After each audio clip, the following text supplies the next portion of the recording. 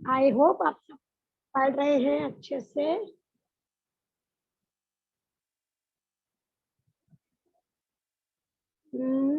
Ma'am, हाँ बोलो। एक डाउट था। हाँ बोलो ना, बोलो बोलो। मैम, लंग्स के लेफ्ट पार्ट में ब्रोंकाई ब्रोंकियोल्स वो सब होता है, तो राइट पार्ट में भी सेम होता है या कुछ और है? सेम सेम सेम सेम ना? बिल्कुल बिल्कुल। Okay, okay ma'am. एकदम सेम। ठीक है। Yes ma'am. ओके, अब यहाँ तक हम पहुंचे थे अगर आपको याद है। और हमने कहा था हीमोग्लोबिन 4 प्रोटीन से बनता है, 2 अल्फा 2 बीटा, करेक्ट। और उसमें 4 ऑक्सीजन के मॉलिक्यूल कंबाइन हो सकते हैं। नीचे एक पेशेंट देखिए, हीमोग्लोबिन HB लिखा हुआ है प्लस 4 ऑक्सीजन मॉलिक्यूल, वो ज्वाइन होके बन जाता है ऑक्सी हीमोग्लोबिन, जो रिवर्स हो सकता है, करेक्ट। वही ऑक्सी हीमोग्लोबिन ब्रेक होके ऑक्सीजन सेल के पास चला जाता है, हीमोग्लोबिन वापस आ जाता है। ये हमारा हीमोग्लोबिन का स्ट्रक्चर, करेक्ट। क्लास हीमोग्लोबिन का स्ट्रक्चर हम और एक बार देखेंगे, चैप्टर नंबर 4 में देखेंगे।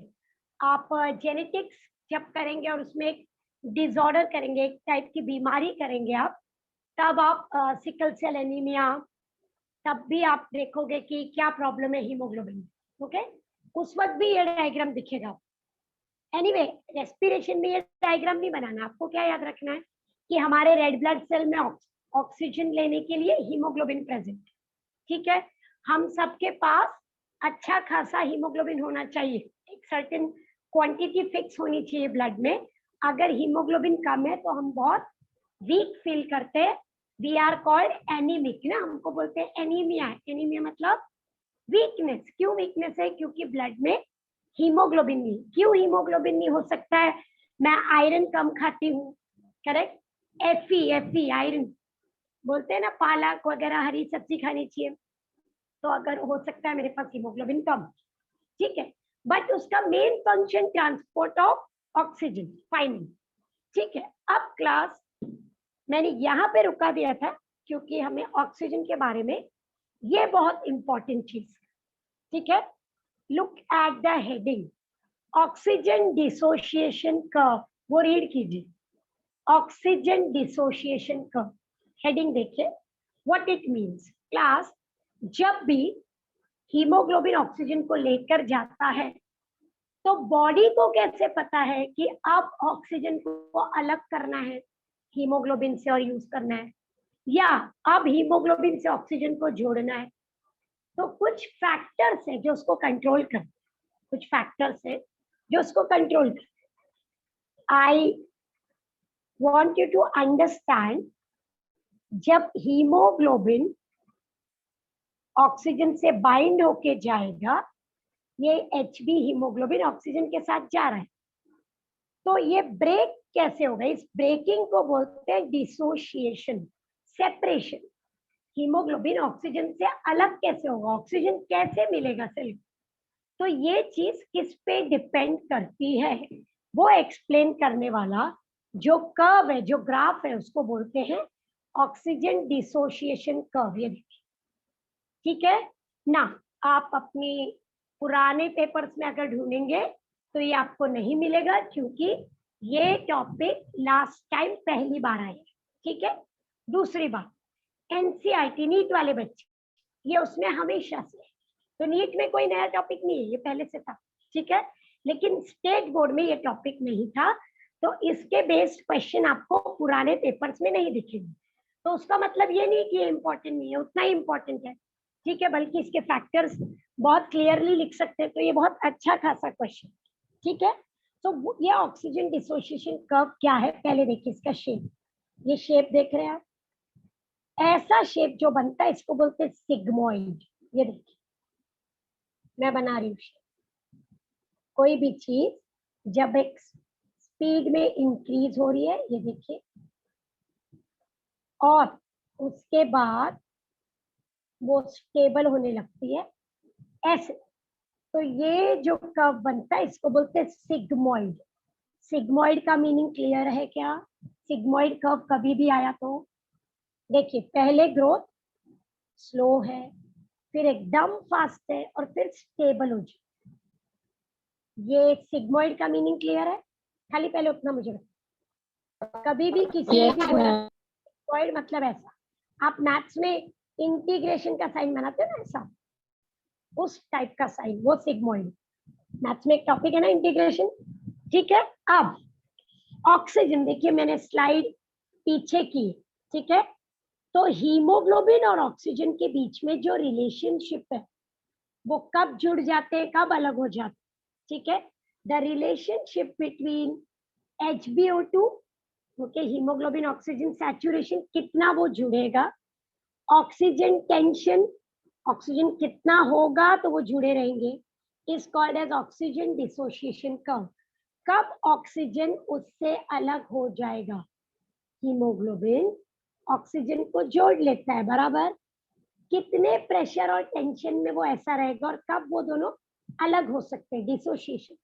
ये जब हम पढ़ते हैं इसको बोलते हैं ऑक्सीजन डिसोसिएशन कर्व। अब ये ऑक्सीजन हीमोग्लोबिन से जुड़ा है, ये किसके ऊपर डिपेंड करता है, वो डिपेंड करता है पार्शियल प्रेशर ऑफ ऑक्सीजन, कितना ऑक्सीजन अवेलेबल है। तो एयर में कितना है क्लास, एयर में कितना ऑक्सीजन है? वेरी करेक्ट, अराउंड 21%, ठीक है, 20 point something, we in general we say at least 21%। दूसरी बात है, वो पूरा का पूरा हीमोग्लोबिन से जुड़ जाएगा, बड़ा मुश्किल का। ऑक्सीजन एयर में 21% है, पर आपने एयर अंदर ली तो आपकी बॉडी ने पूरा 21% यूज किया, नहीं, बहुत सारा ऑक्सीजन वापस आ जाए, ठीक है। तो जरूरी नहीं कि वो पूरा जुड़े, मैक्सिमम बहुत ही अच्छे से किया तो it comes to around 95 to 97, ठीक है। मैं कुछ पूछना चाहती हूँ, आजकल आप ऑक्सीमीटर वर्ड सुन रहे हो, ऑक्सीमीटर? Yes ma'am. आपने खुद का ऑक्सीजन लेवल चेक किया आजकल? हाँ, सुन रहे हो? आपने Yes, ma'am. ऑक्सीजन लेवल अपना चेक किया? उस मशीन पे एक छोटा सा स्टेपलर Yes, जैसा ma'am. मशीन आता है, Yeah. यस देखा है मैम। सबने? और उसके बीच में अपनी उंगली रखी जाती है, ऐसे उंगली डालते हैं हम तो यहाँ पे एक रीडिंग आने लगती है, बराबर है? Yes, ma'am. कितनी होनी चाहिए रीडिंग, कितनी 99, होनी चाहिए? 95 to 90. 98, 99, है ना, बराबर है। अगर आप 94 के नीचे जा रहे हो, यस, अगर आप 94 के नीचे जा रहे हो तो अच्छी बात नहीं है, अगर आप 90 के नीचे जा रहे हो बहुत ही बुरी बात, मतलब उतना ऑक्सीजन तो चाहिए ही। Are you understanding? आप आजकल कोरोना में सुन रहे हो कि ऑक्सीजन लेवल 80 पे आ गया है, किसी कभी कभी अनफॉर्चुनेटली कोई बहुत ही बीमार है, बहुत ही क्रिटिकल कंडीशन में, तो आपने सुना होगा ऑक्सीजन 60 पे है, उसको वेंटिलेटर पे रखा है, उसको मास्क लगाया, ये सुन रहे हो किसी बाय चांस? नहीं सुन रहे तो अच्छी बात है, ये कोई अच्छी न्यूज नहीं है, खराब न्यूज। लेकिन हम ऐसी बहुत सारी न्यूज सुन रहे हैं आजकल, इजंट इट? कोई फ्रेंड का रिलेटिव, किसी का ऑक्सीजन 60 पे आ गया, किसी का 50 पे आ गया, कोई 80 पे चल रहा है और बहुत तकलीफ हो रही है, उसको वेंटिलेटर पे रखा है, आईसीयू में डाला हुआ है। तो ये जब चेक होता है क्लास, तो उसमें सबसे इंपॉर्टेंट है, आप कभी भी अपना भी ऑक्सीजन देखोगे तो अगर अच्छे से ब्रीथ कर रहे हो तो कितना आएगा, कम से कम 99, ठीक है। थोड़ा बहुत मुझे सर्दी खांसी है या मैं बहुत ओल्ड हो गई हूँ और ठीक से ब्रीथ नहीं कर तो भी 98 आएगा, तो भी ओके। लेकिन मैं बहुत बीमार हूँ, लंग्स में बहुत कफ है, बहुत खांसी हो गई है, बहुत बुरा हाल है, तो शायद वो 92 पे हो, 93 पे हो, 94 पे हो, लेकिन 90 के नीचे नहीं जाएगा। अगर जा रहा है तो आपको इमीडिएट हॉस्पिटलाइजेशन की जरूरत है, बहुत तकलीफ, ठीक है। ये वो बात हो रही है सैचुरेशन की। देखिए सैचुरेशन, क्या ऑक्सीमीटर पे किसी का रीडिंग 100 आता है? कभी नहीं, क्योंकि पूरा का पूरा ऑक्सीजन नहीं ले सकते आप, ओके, उतनी एबिलिटी नहीं है हमारी, पर बॉडी पूरी कोशिश करती है लेने की, तो 99%, 98% लेती है बॉडी, ठीक है। Is that clear? बात समझ में आई? तो पार्शियल प्रेशर में बॉडी देखो 95 to 97 एवरेज रेंज उन्हें इतना हो सकता, लेकिन ये सैचुरेशन कम होने लगता है, देखो डिक्रीजेस, अगर ऑक्सीजन कम होने लगा, अगर हवा में ऑक्सीजन सपोज 15% हो गया, तो फिर बॉडी उतना ही ले पाएगी ना, कैसे लेगी फिर ज्यादा, करेक्ट। तो आपको पता है लोगों को ऑक्सीजन का सिलेंडर लग रहा है, करेक्ट। सुन रहे हो ना, आजकल की Yes, ऑक्सीजन ma'am. का सिलेंडर नहीं मिला, ऑक्सीजन कम हो गया, ये प्रॉब्लम हो गई, वो हो गई, तो हम उनको बहुत सारा ऑक्सीजन देते हैं। 20% से काम नहीं चलता, जो बीमार होते हैं उनको 100% ऑक्सीजन लगा के देते, ताकि बॉडी जितना चाहे उतना ऑक्सीजन आराम से ले सके। तो ये डिक्रीज होने लगा। सपोज मैं एवरेस्ट माउंटेन पे खड़ी हूँ, एवरेस्ट हाईएस्ट पीक के बराबर है, वहां पे खड़ी, तो वहां पे 20% ऑक्सीजन है ही नहीं, तो मैं लूंगी कहाँ? तो मेरा सैचुरेशन लेवल क्या हो जाएगा? कम हो जाएगा। वहां पे मेरी रीडिंग 90 से नीचे आ जाएगी। क्यों? है ही नहीं, तो लेंगे कहाँ? आप जितना ऊंचा जाते हो ऑक्सीजन उतना कम होता जाता है, सबको ये पता है, बराबर है। As you go higher the oxygen level goes down. Am I right with this? ये सबको पता है, Yes, करेक्ट। ma'am. तो यहाँ पे क्या हो रहा है, अगर ऑक्सीजन का पार्शियल प्रेशर कम होता है तो ये भी कम हो जाएगा आपका, ठीक है, फाइन। ऐसा होने लगा तो क्या होता है फिर? हीमोग्लोबिन ऑक्सीजन से अलग होने लगा। पार्शियल प्रेशर कम हुआ तो हीमोग्लोबिन ऑक्सीजन से अलग होने लगा, ठीक है। अगर 30 mm ऑफ Hg इतना ही प्रेशर है तो खाली 50% सैचुरेशन हो सकता। अगर आप बहुत ही कोई ऐसी जगह पे पहुंच गए जहाँ ऑक्सीजन बहुत ही कम है, तो आपकी बॉडी 50% पे पहुंच जाएगी। आपका इतने कम ऑक्सीजन से हमारा दिमाग डैमेज हो सकता है, हमें चक्कर आ सकते हैं, हम अनकॉन्शियस हो सकते हैं, ओके। ऐसा बात नहीं है क्लास की आप ओके 2-3 घंटे इसमें चला लो, नहीं, बहुत बुरा हाल हो जाएगा बॉडी का। तो आपको कहीं ना कहीं से ऑक्सीजन प्रोवाइड करना पड़ेगा, ठीक है। सो लेट अस सी हम क्यों ये पढ़ रहे हैं। हमें तो फिलहाल हम कोई बीमार नहीं है, हम हॉस्पिटल में तो नहीं पहुंचे, तो बीमारी के हिसाब से नहीं, नॉर्मल कंडीशन में सोचिए ऑक्सीजन 98 पे है, 99 पे है। अब वो सेल को कैसे दिया जाएगा जब वो इतनी अच्छे से जॉइंट है, हीमोग्लोबिन को जुड़ा हुआ है, तो उसको सेपरेट तो करना पड़ेगा ना। तो सेल में जाके क्या हो, how does that oxygen dissociate, how does it separate, how does it separate? तो 4 फैक्टर है, देखिए ध्यान से देखिए, 4 फैक्टर है जो उसको अफेक्ट करते हैं, ठीक है। I will show you 1 minute. ये कार्बन डाइऑक्साइड का इफेक्ट, कार्बन डाइऑक्साइड क्या करती है? अगर आपके ब्लड में CO2 ज्यादा है, you should know carbon dioxide is acidic gas, carbon dioxide is acidic gas. तो वो ब्लड के पीएच को क्या करेगी? लो कर देगी। What is the pH of blood? What is the pH of blood?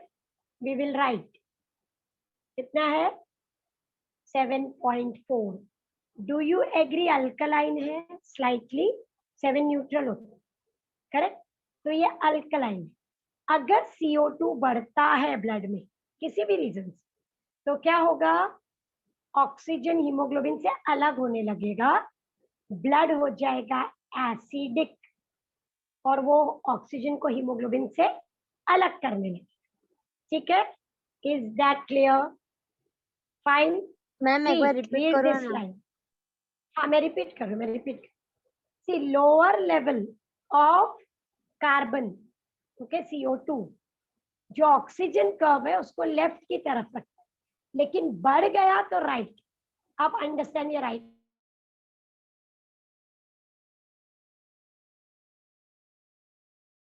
ये आया लेफ्ट की तरफ और ये आया राइट। अगर आप लेफ्ट की तरफ आ रहे हैं मतलब हीमोग्लोबिन जुड़ा हुआ है, राइट की तरफ आ रहे हैं तो वो ब्रेक हो रहा है, राइट की तरफ आ रहे हैं मतलब वो ब्रेक हो रहा है। तो कार्बन डाइऑक्साइड अगर बढ़ता है, ये देखिए कर्व को दोनों से, look at the curve from both this,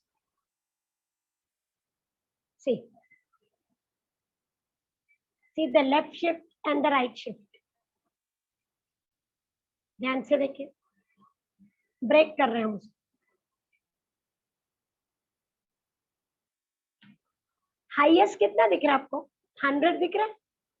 highest ऊपर देखिए, Yes, 100 ma'am. के ऊपर, और 100 से थोड़ा कम ही दिख रहा है, देखिए, क्योंकि मैंने कहा ना पूरा 100% सैचुरेशन हो ही नहीं सकता। अब यहाँ पे देखिए, to the left to the right, ठीक है, अगर पीएच बढ़ता है मतलब अल्कलाइन होता है, तो कर्व लेफ्ट की तरफ जाएगा।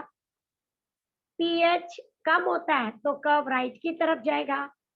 ओके, पीएच कम होने का मतलब क्या होता है क्लास? एसिडिक। पीएच ज्यादा होने का मतलब क्या होता है? अल्कलाइन। एसिडिक कब होगा? जब कार्बन डाइऑक्साइड बढ़ रहा है।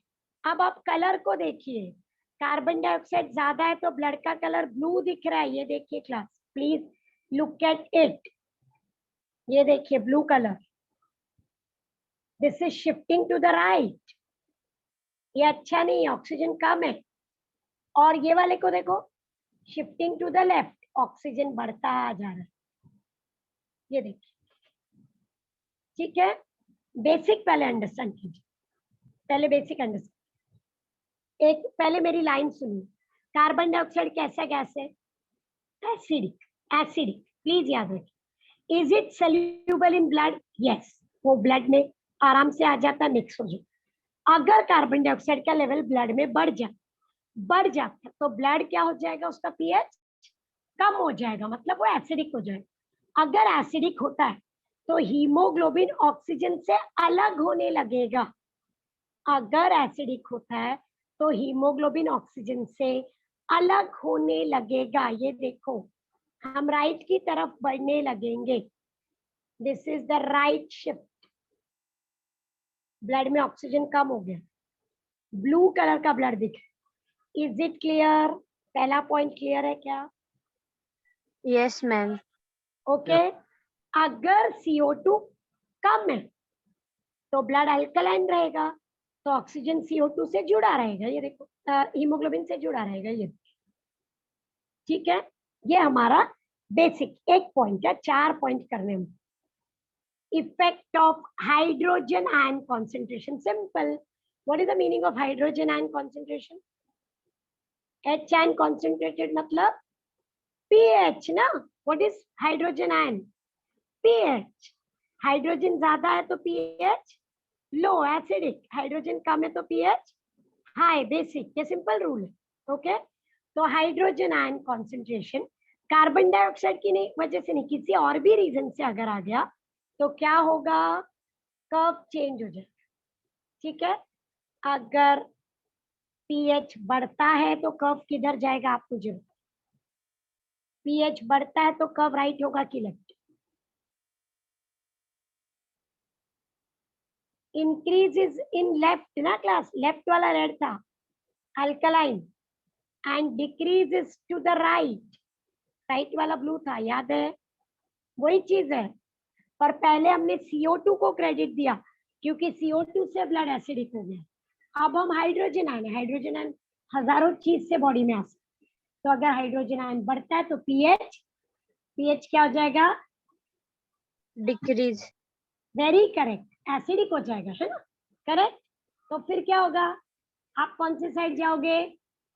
लेफ्ट साइड में, समझे आप? ऐसा होने लगेगा, ठीक है। Yes, ma'am. वो ब्रेक होने लगेगा। Is that clear? That is second. Third point देखिए, 2,3-DPG। कोई बताएगा 2,3-DPG क्या है? किसी को याद है क्या?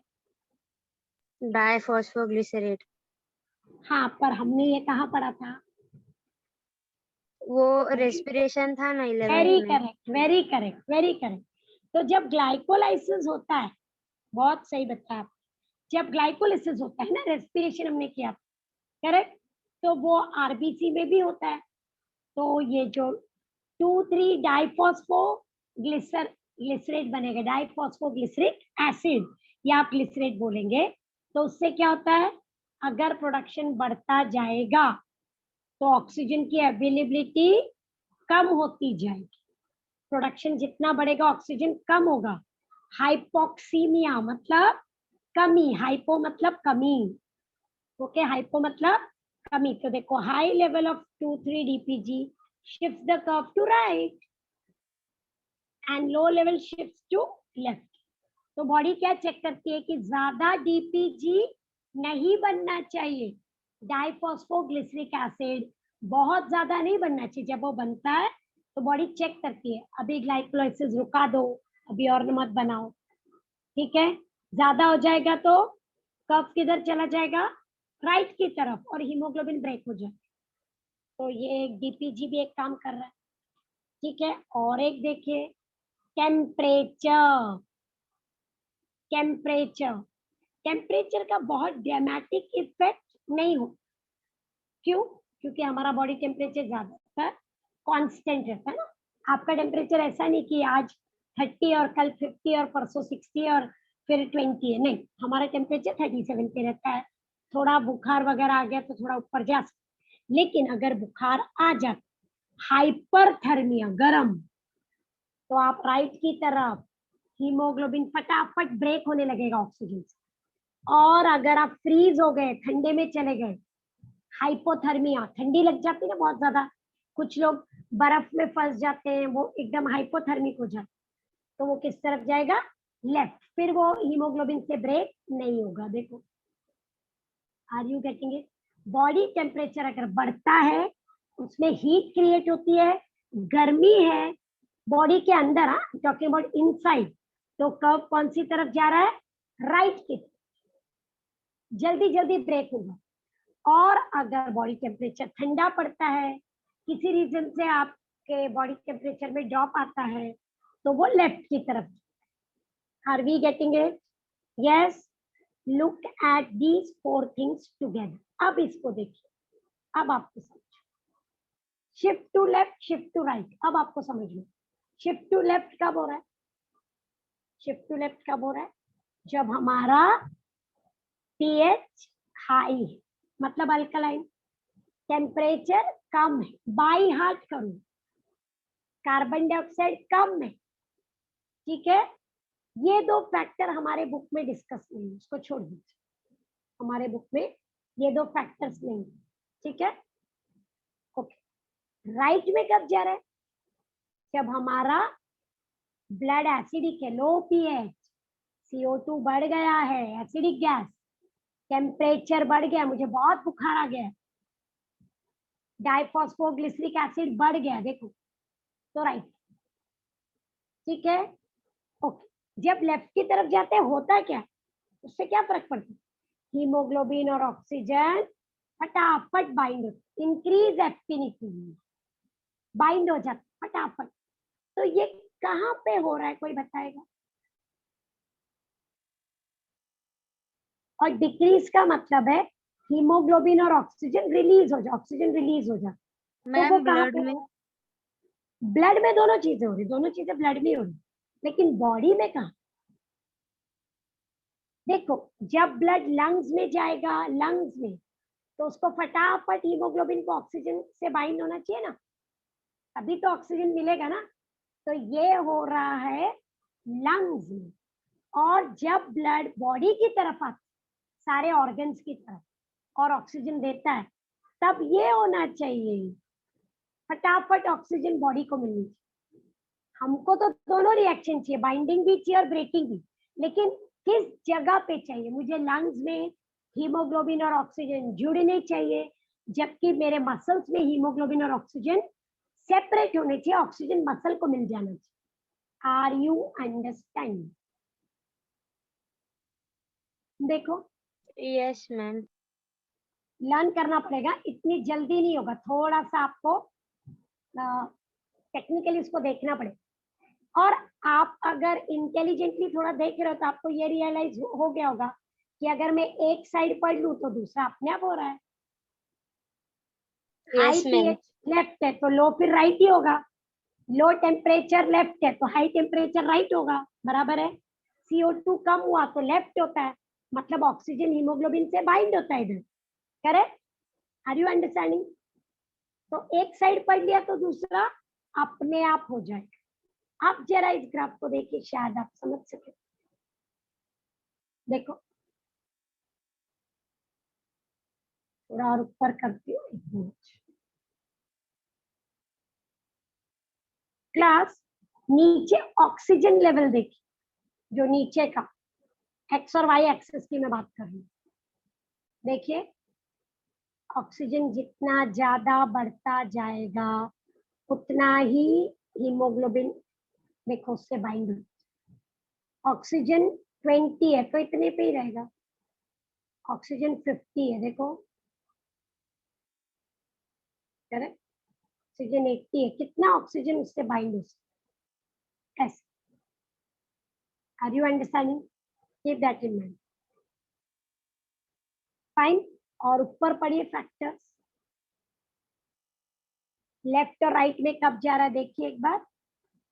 टू लेफ्ट जब पीएच क्या है ज्यादा, CO2 क्या है कम, टेम्परेचर क्या है कम, डीपीजी क्या है कम। राइट में कब जा रहा है, पीएच कम है एसिडिक, CO2 ज्यादा है, टेम्परेचर ज्यादा है, डीपीजी ज्यादा। ठीक है, लेकिन ये डायग्राम बुक में नहीं, बुक में ये सिंपल है, ये देखिए बहुत ही सिंपल है, आप इसको देखिए। ऑक्सीजन डिसोसिएशन का आई बात समझ में? देखिए क्लास मैं उसमें पेंट कर देती हूँ कलर तो आपको रियलाइज होगा कि वो अगर राइट की इस लाइन के राइट की तरफ आ रहा है मतलब ऑक्सीजन हीमोग्लोबिन से अलग हो, ठीक है, और अगर इस लाइन से ये लाइन लेफ्ट की तरफ जा रही है तो ऑक्सीजन हीमोग्लोबिन से जुड़ रहा है। ठीक है, आर यू क्लियर? देखो यस मैम। राइट और लेफ्ट का मतलब क्या है, ये देखिए मैं लाइन बना देती हूँ, ये आया, ये देखिए राइट की तरफ, और लेफ्ट की तरफ जाने का मतलब left. Draw black line to make you understand. ये देखिए, ये देखिए। अब क्लास नॉर्मली कर्व नॉर्मल रहता है क्योंकि हम क्या करते हैं, एयर में ऑक्सीजन का रोज चेंज होता है, नहीं एयर में ऑक्सीजन 20% 100 साल पहले भी था, 200 साल पहले भी था और अभी भी, तो वैसे तो चेंज नहीं होती। ओनली अगर आप ऐसी कोई जगह में पहुंच जाए जहाँ ऑक्सीजन की कमी हो, जैसे मैंने बोला एवरेस्ट, तो हम सब तो एवरेस्ट पे पहुंच नहीं सकते रोज, करेक्ट, तो वो भी रेयर होगा। या तो आप पहुंच गए एकदम डीप सी में, आपने देखा होगा जो अपने ये होते हैं गोताखोर होते हैं वो नीचे जाते हैं ऑक्सीजन सिलेंडर लेके जाते, करेक्ट, तो तब ये सिचुएशन ज्यादा रिस्की हो जाए। या फिर हम क्या है बीमार, वो भी कौन सी चीज से बीमार है, रेस्पिरेटरी प्रॉब्लम्स, तो लंग्स तक ऑक्सीजन पहुंच ही नहीं रही है ठीक से, तो फिर हीमोग्लोबिन लेके क्या जाएगा, ऐसा हो जाए। ठीक है, या हम जैसे कोल माइन या डायमंड माइन में डिगिंग कर रहे हैं और एकदम डीप पहुंच गए बहुत, करेक्ट, कोयले की खान वगैरह होती है, तो वहां पे ऑक्सीजन की कमी हो सकती या वहां पे CO2 ज्यादा हो। ठीक है, are you clear with oxygen dissociation curve? थोड़ा मेहनत Yes, लगेगी, ma'am. उसको पढ़ना पड़ेगा, लेकिन क्लास बहुत फेवरेट क्वेश्चन है। अब बोर्ड में तो अभी तक आया नहीं क्योंकि लास्ट ईयर वालों का एग्जाम हुआ नहीं, तो आप ही फर्स्ट बैच हो जिनका शायद प्रॉपर एग्जाम हो जाए। ठीक है, दूसरी बात क्या है, अगर आप नीट की तैयारी कर रहे हो इसको बाय हार्ट कीजिए, बाय हार्ट, सिर्फ क्या बाय हार्ट करना है, ये इसको बाय हार्ट कीजिए, राइट में कब जाएगा लेफ्ट में कब जाएगा, बाय हार्ट करना है आपको चारों फैक्ट। ठीक है, am I clear with this? Sure? Yes. Yes. Yes, ma'am. बात समझ में आ गई ना? ठीक है, फिर भी इसमें कोई डाउट आ तो आप नेक्स्ट लेक्चर में पूछिए, एक बार रीड कर लीजिएगा, कोशिश कीजिए लर्न करने की। डिसोसिएशन का मतलब है हीमोग्लोबिन से ऑक्सीजन का अलग होना, वो कब अलग होगा और कब जुड़ेगा डिपेंड करता है कि एसिडिटी कितनी है, पीएच कितना है, हमारे पास ऑक्सीजन कितना है, टेम्परेचर बॉडी का क्या है, करेक्ट। जैसे मैं एक्सरसाइज कर रही हूँ तो मुझे ज्यादा एनर्जी चाहिए, करेक्ट, तो बॉडी में हीट जनरेट होने लगती है, तो वो फटाफट डिसोशिएट होने लगती है, ऐसे होता है। तो it depends on various factors. ठीक है, और उसमें हमारे बुक में कितने फैक्टर दिए हुए हैं, 4, CO2 का इफेक्ट, हाइड्रोजन आयन का इफेक्ट, डाइफॉस्फोग्लिसरिक एसिड का effect, temperature. Am I clear? यहाँ तक क्लियर हूँ? अब मैं आगे बढ़ू। ये ऑक्सीजन डिसोसिएशन खत्म हो गया, ठीक है क्लास। एक छोटा सा डेफिनेशन आपके बुक में, बोर्स इफेक्ट। बोर्स इफेक्ट क्या बोलता है? सपोज CO2 लेवल बढ़ता है तो ब्लड का पीएच कम होता है। अभी अभी हमने ये बात, if CO2 level increases it lowers the pH of blood, it affects the ability of hemoglobin to transport oxygen। बराबर है? सो लोअर पीएच से क्या होता है? हीमोग्लोबिन ऑक्सीजन को रिलीज कर दे, अपने पास नहीं रख, उसको फेंक दे। हायर पीएच से हीमोग्लोबिन ऑक्सीजन को पकड़ के रख, हीमोग्लोबिन ऑक्सीजन को होल्ड करके, and this is called the Bohr's effect. Because of CO2 जब ये होता है उसको बोलते हैं Bohr's effect. Name of the scientist, ये देखिए CO2 ब्लड में कम है तो देखो रेड दिखा रहे हैं, और CO2 ब्लड में ज्यादा है तो ग्रीन दिखा रहे हैं, मतलब ऑक्सीजन की कमी है, ठीक है। सेम वही ऑक्सीजन डिसोसिएशन कर्व पे Bohr's effect, but Bohr's effect is effect of carbon dioxide, okay, उसका दूसरा नाम है बोर्स, ठीक है। Are we clear? अब हेल्डेन इफेक्ट देखिए, हेल्डेन इफेक्ट। सी CO2 अगर ज्यादा बढ़ता जाता है, ये देखिए बढ़ रहा है, ठीक है, तो ये देखिए ऑक्सीजन, 1 मिनट, ये ब्लड में वॉल्यूम वाइज CO2 को देखिए, ये बढ़ रहा है। CO2 अगर इतना है तो ऑक्सीजन देखो कितनी है। CO2 अगर बढ़ता है तो ऑक्सीजन कम होता है, और बढ़ता है और कम होता है। सो बाय वॉल्यूम 100 ml ब्लड में कितना CO2 है उसके हिसाब से ऑक्सीजन लेवल विल चेंज। सी ये देखिए काफी ऑक्सीजन है पर CO2 बढ़ गया, ऑक्सीजन कम हो गया। CO2 बहुत बढ़ गया, oxygen 0। See are you understanding? This is by volume, by volume. अगर 1 लीटर ब्लड में इतना CO2 है तो ऑक्सीजन कितना होगा? So if the partial pressure of CO2 goes on increasing, then oxygen will start decrease. Then oxygen will start decreasing, and that is called as Haldane effect. What is it called as?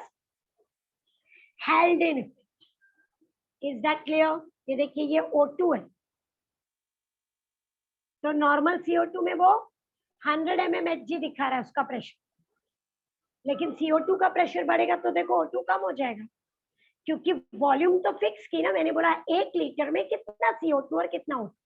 तो if CO2 increases, O2 will decrease, CO2 और बढ़ेगा और O2 कम हो जाएगा। This is Haldane's effect by volume, by volume, ठीक है। Look at this heading, total blood CO2 लिखा है, total blood CO2। Is that fine? Yes. ये आपको सिर्फ 2 डेफिनेशंस दिए हुए, बोर्स इफेक्ट एंड हेल्डेन, ठीक है, बॉक्स के अंदर दिखता है। Now CO poisoning, have you heard about carbon monoxide poisoning? सुना है हमने? Yes, ma'am. We all know carbon monoxide is a poisonous gas. Carbon dioxide is not poisonous, correct? वो तो नेचर में है, हमारे बॉडी में रोज बनती है CO2, हमारे नोज से रोज बाहर जाती है, प्लांट उसको ले लेते। किसको लेते हैं? CO2, CO को नहीं, correct? So carbon monoxide poisoning means if CO level in the air increases, किसी रीजन से अगर कार्बन मोनोऑक्साइड एयर में ज्यादा है और आप वहां पे हैं, can you give me condition? ऐसा कहाँ हो सकता? मैम जहाँ Forest कोल fire. बर्न होता है, जहाँ कोल बर्न होता है, किसी ने कहा फॉरेस्ट फायर, ओके, और कुछ ना बता, ठीक है। जहाँ कोल या फॉरेस्ट में अगर फायर है और वहां पे उस फायर में, वो कोल हो या फॉरेस्ट हो, कोई भी, अगर ऑक्सीजन कम मिलता है, नॉर्मल फायर में CO2 बनता है, but if the oxygen is less it becomes CO. Can I से इनकम्प्लीट कंबशन में, अगर आप अभी बारिश के सीजन में, अभी बहुत बारिश हो रही है 4-5 दिनों से, तो आप जाइए एक पेड़ की लकड़ी तोड़िए और उसको जलाइए, वो जलेगी क्या? जलेगी? नो, क्योंकि वो गीली हो गई है ना, क्योंकि वो गीली हो गई, बराबर है। तो भी हमको तो उसको जलाना है, तो हम किसी बड़ी मुश्किल से किसी तरह उसको जलाएंगे। तो वो गीली लकड़ी कैसे जलती? बड़ी मुश्किल से जलती, ठीक से नहीं जलती, और कंबशन इनकम्प्लीट रहता है, तब वो बनाएगी CO, not CO, not CO, CO बन जाए। ठीक है, आपने देखा है गांव में नॉर्मल गैस नहीं होता, अगर आई डोंट नो मतलब आपका गांव कैसा और कहाँ है मुझे पता नहीं, बट जैसे ज्यादातर इंडिया के विलेजेस में लकड़ी से चूल्हा जलता है ना, लकड़ी जलाई जाती चूल्हे में, तो उसको बंद कैसे करते हैं? अभी हम गैस का तो एक बटन होता है, उसको बंद कर दें, बराबर है। गांव में उसको कैसे बंद करेंगे चूल्हे को? उसमें और कुछ ना डालते हैं, वरना राख डाल देते हैं। हाँ, या थोड़ा पानी छिड़क देते हैं, हैव यू नोटिस दैट? सिर्फ थोड़ा Yes, पानी ma'am. लेते हैं और आग को बुझाते, बराबर है। अब आपने कभी कभी नोट किया, वो आग थोड़ी थोड़ी जलती रहती, थोड़ी थोड़ी हल्की हल्की, ओके, Yes, वो ma'am. लकड़ी, वो CO बना, वहां पे CO बनना शुरू। तो ऐसी जगह पे, ठीक है, लेकिन क्लास घर तो खुला है, विंडो है, सब है, तो वो CO बाहर चले। सपोज वो रूम बंद हो जहाँ पे वो लकड़ी जल रही है, तो उस रूम में बहुत सारा CO जमा हो जाएगा। 1 सेकेंड, कभी कभी जो कोल माइंस में काम करते हैं, कोयले की खान में, वो बहुत डीप चले जाते हैं। अब उधर तो कोयला ही है, ठीक है, किसी रीजन से वहां पे ऑक्सीजन डीप में बहुत कम है, तो वहां पे हल्के हल्के कंबशन से CO बन सकता है, तो वहां पे हो सकता है। ठीक है, कभी कभी you must have seen car वगैरह का जो गैराज होता है, गैराज होता है ना, उसमें बहुत सारा काम चलता रहता है, धुआं निकलता रहता है, अगर वो बंद जगह पे हो कहीं, ओके, और वो धुआं बंद जगह में निकल रहा है, तो उसमें बहुत बार CO होता है। अपने व्हीकल्स में से जब भी धुआं निकलता है, कार्बन मोनोऑक्साइड होता ही, लेकिन वो तो खुली हवा में निकलता है ना, आप रोड पे गाड़ी चला रहे हो तो वो CO इधर उधर हो जाता है, लेकिन अगर वो बंद जगह पे निकल रहा है तो उसमें CO होता है। और अगर मैं स्मोकिंग कर रही हूँ, मैं सिगरेट पी रही हूँ, तो सिगरेट से भी CO निकलता है। सिगरेट कैसी जलती है? धीरे धीरे जलती है ना, उसमें से CO निकलता है, डायरेक्ट मेरे नाक के आगे ही मैं स्मोकिंग कर रही हूँ ना, तो वो सीधा स्मोक मेरे अंदर जा। ठीक है, फाइन। नाउ क्लास, ये जो भी कंडीशंस हो, CO अगर बहुत ज्यादा हुआ तो वो हीमोग्लोबिन को बहुत प्यारा है, बहुत पसंद है। कितना पसंद है? देखो नीचे एक लाइन दिख रही है आपको, सी कितना पसंद है? 250 times more than oxygen. Haemoglobin हमेशा ऑक्सीजन को बाइंड होता है, लेकिन उसको CO 250 टाइम्स ऑक्सीजन से ज्यादा पसंद है। Affinity, the chemical attraction of haemoglobin for carbon monoxide is very high, तो वो इमीडिएटली जाके ऑक्सीजन को छोड़ देता है और CO को बाइंड हो जाता है। तो गलत हो गया ना, और वो ऑक्सी हीमोग्लोबिन बनने के बदले बन जाता है कार्बोक्सी हीमोग्लोबिन। क्या बन जाता है? Carboxyhaemoglobin. Are you getting it? Haemoglobin को बाइंड होना चाहिए ऑक्सीजन से और बनना चाहिए ऑक्सी हीमोग्लोबिन, लेकिन उसने क्या किया? CO मिल गया, तो वो किसके साथ बाइंड हो गया? CO के साथ, और बन गया कार्ब ऑक्सी हीमोग्लोबिन। ठीक है, चलो बन गया। अब आगे क्या? वो अब सेपरेट नहीं होने वाला, वो CO के साथ ही है, तो वो हीमोग्लोबिन हमारा यूजलेस हो गया, वो तो ऑक्सीजन को ट्रांसपोर्ट करेगा ही नहीं। ठीक है, दूसरा हीमोग्लोबिन आया, वो भी CO को बाइंड हो गया, तीसरा आया, तो depending on amount of carbon monoxide हमारा हीमोग्लोबिन आके उसको बाइंड होता रहेगा और ऑक्सीजन को बाइंड होना बंद कर देगा, और हमारी बॉडी में ऑक्सीजन की एकदम कमी हो जाएगी और हमारी डेथ हो जाएगी। That is called CO poisoning. Are you understanding? हर बार डेथ होगी नहीं क्लास, हो सकता है पर्सन अनकॉन्शियस हो जाए, उसको इमीडिएटली हॉस्पिटलाइज किया जाए, उसको प्योर ऑक्सीजन दिया जाए, फिर उसको इंजेक्शन देंगे ताकि हीमोग्लोबिन और सीओ सेपरेट हो जाए, फिर उसका हीमोग्लोबिन लेवल नॉर्मल हो जाएगा तो वो ठीक हो जाए। लेकिन पता चलने तक, क्योंकि जब आप ब्रीथ कर रहे हो आपको पता नहीं चल रहा है कि सीओ की कोई अलग स्मेल नहीं आ रही कि मुझे पता चले ये सीओ। ओके, तो हो सकता है मुझे पता चलने के पहले बहुत सारा हीमोग्लोबिन कार्बन मोनोऑक्साइड को बाइंड हो गया, जब तक रियलाइज हुआ कि क्या हो रहा है, मेरे बॉडी में ऑक्सीजन की कमी हो जाएगी, and suddenly this can lead to carbon monoxide poisoning. Are you getting it class? ये केसेस आपने कम सुने होंगे क्योंकि मैं जो भी कंडीशन की बात करें ज्यादातर वैसा नहीं होता, करेक्ट? ज्यादातर क्या होता है, कोई भी चीज जल रही है तो ठीक से जल रही है, ठीक है, चलो गांव में चूल्हा भी जल रहा है तो, लेकिन बंद कमरे में थोड़ी जल रहा है, तो ज्यादातर सीओ बनता है इधर उधर हो जाए, ठीक है। रोड में व्हीकल्स चल रहे हैं, कार्बन मोनोऑक्साइड बन रहा है, हाँ, पर वो इधर उधर हो जाए। ओके, तो इतना नहीं होता कि हमें प्रॉब्लम हो। आप स्मोकिंग कर रहा है कोई बंदा, तो वो कितनी, एक सिगरेट स्मोक करेगा, तो अगर ज्यादा करेगा तो उसको भी प्रॉब्लम होगी, पर सिगरेट से कितना सीओ बनेगा, ऐसा तो यूजुअली नहीं, but unless you are trapped in some place जहाँ पे कार्बन मोनोऑक्साइड बहुत ज्यादा है, तो ये हो सकता। Okay, I would like you to give a reminder, if you remember last to last year there was an accident with carbon monoxide poisoning.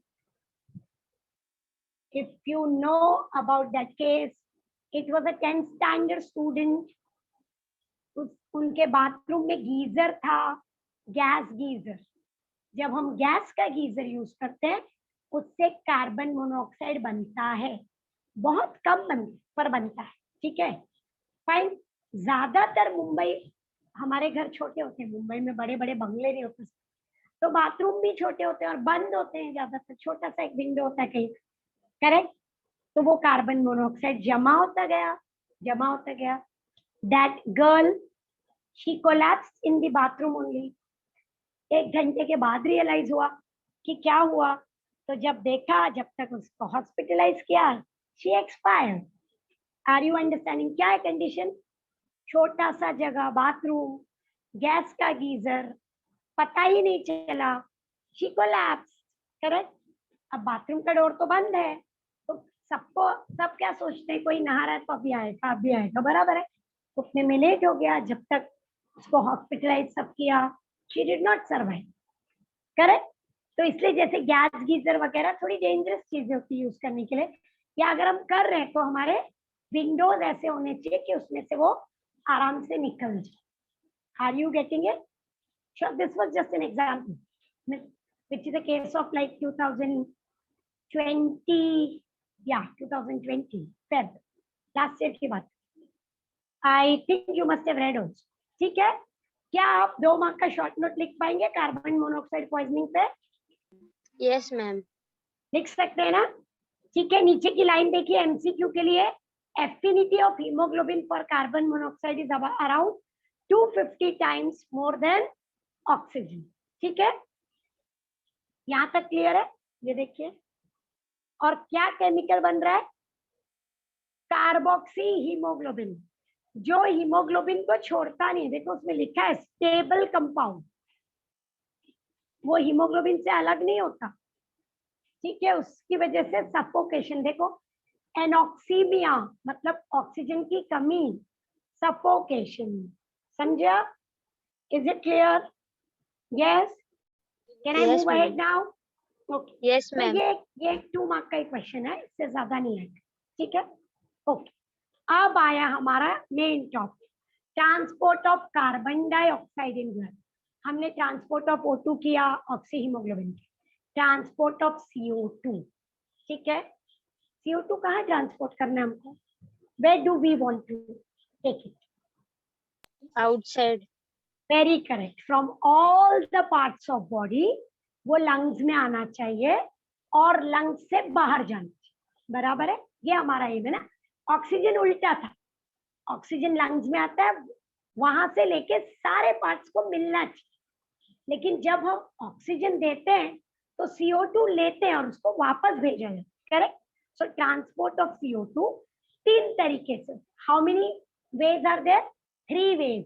Oxygen बहुत सिंपल था, ऑक्सी हीमोग्लोबिन खत्म, लेकिन CO2 तीन तरीके से जा सकता है। You can see the 3 ways. One is dissolved form, bicarbonate form, carbamino compound form. ठीक है, तीनों वेज हमको डिटेल में पढ़ना है। So carbon dioxide can go in the blood in these 3 forms. Okay, what is one? Dissolved form, another is bicarbonate form, और तीसरा कौन सा है? कार्बामाइन। Now look at the details. I'm zooming it.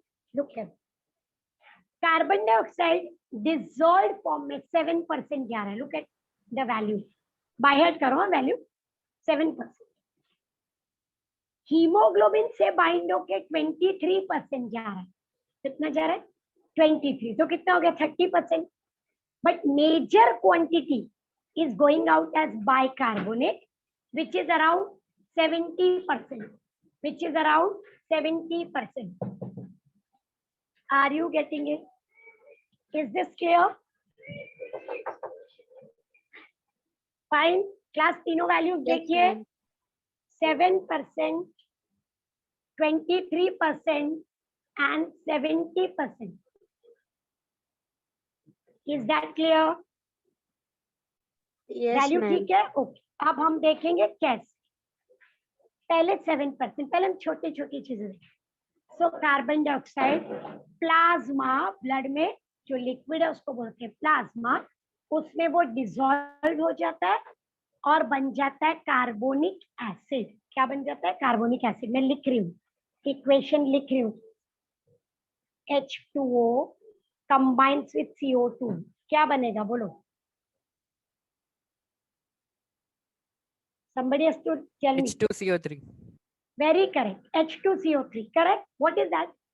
What is that? Carbonic acid.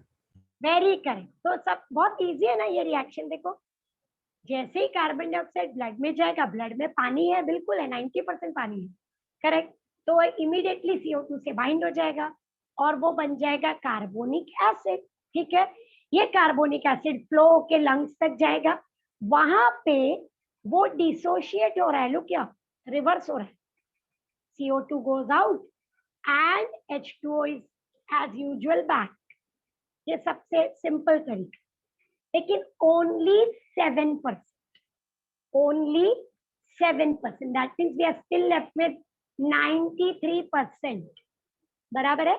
अभी भी body में 93% carbon dioxide बाकी है। ठीक है, फाइन, ठीक है। So we go to the next small one, 23% one. Carbon dioxide binds with haemoglobin. So now you will say haemoglobin से तो ऑक्सीजन बाइंड होता है। Very correct. लेकिन हीमोग्लोबिन से कार्बन डाइऑक्साइड भी बाइंड होता है, थोड़ा सा, बहुत ज्यादा नहीं, थोड़ा सा। देखो क्लास, हमारे पास 3 केमिकल। ऑक्सीजन से हीमोग्लोबिन बाइंड होता है, यस। कार्बन मोनोऑक्साइड से बहुत ज्यादा, बाप रे, एकदम ही एक्सट्रीम। और कार्बन डाइऑक्साइड से थोड़ा सा वो बाइंड हो जाए। ठीक है, किसके साथ? हीमोग्लोबिन के साथ। और अब आया हमारा तीसरा नाम, तीसरे नाम का carbamino haemoglobin. Carbon dioxide binds with haemoglobin to become carbamino haemoglobin. ये जाता है ब्लड से लंग्स की तरफ और आराम से ब्रेक हो जाता है, कार्बन डाइऑक्साइड रिलीज हो जाता है, हीमोग्लोबिन इज बैक। एकदम सिंपल। अब मुझे 3 सिमिलर नाम बताइए। ऑक्सी हीमोग्लोबिन, कार्बन डाइऑक्साइड और ऑक्सीजन, सॉरी हीमोग्लोबिन और oxygen, correct? Carboxy haemoglobin, haemoglobin and carbon monoxide. और कार्बामाइनो हीमोग्लोबिन बोलो। हीमोग्लोबिन और dioxide कार्बन and- डाइऑक्साइड। हाँ, तीनों नाम याद रहेंगे ना, अलग अलग, कंफ्यूजन नहीं होना चाहिए। ऑक्सीजन हीमोग्लोबिन सबसे हमको प्यारा है, वो सबसे इंपॉर्टेंट, करेक्ट? उसी से हमारे बॉडी में ऑक्सीजन पहुंचे। ऑक्सी हीमोग्लोबिन, उसमें तो कोई प्रॉब्लम नहीं। लेकिन कार्बन मोनोऑक्साइड बनाती है कार्बोक्सी हीमोग्लोबिन और कार्बन डाइऑक्साइड बनाती है कार्ब अमाइनो हीमोग्लोबिन। ठीक है, ये कार्ब अमाइनो हीमोग्लोबिन कितना बन रहा है 23 to 25%। ओके, और इस फॉर्म में भी उसको बॉडी बाहर फेंक सकती है लंग्स से। तो कितना 30% चला गया, लेकिन आप 70% अंदर नहीं रख सकते, आपको तो वो भी फेंकना पड़ेगा। ठीक है, तो अब आया हमारा सबसे कॉम्प्लिकेटेड मेथड, बाइकार्बोनेट मेथड। ठीक है, we are looking at bicarbonate. Everybody tell me, ये दोनों मेथड क्लियर है? प्लाज्मा सॉल्यूशन कौन से फॉर्म में गया, कार्बोनिक एसिड,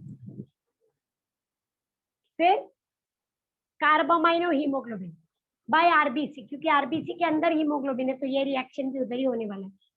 ठीक है, कितना Yes, गया ma'am. 20।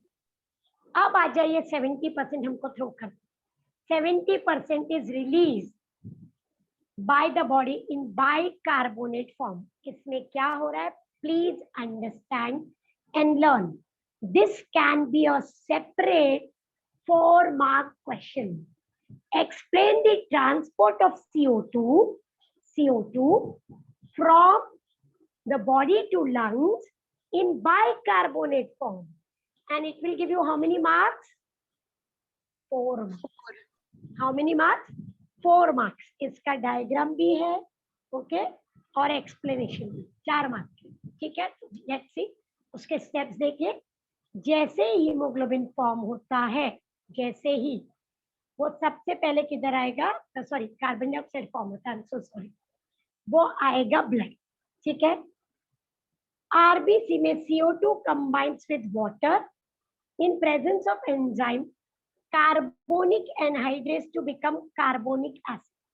ये रिएक्शन अभी थोड़ी देर पहले हमने बोला था, H2O plus CO2 becomes carbonic acid, वही बात हुई।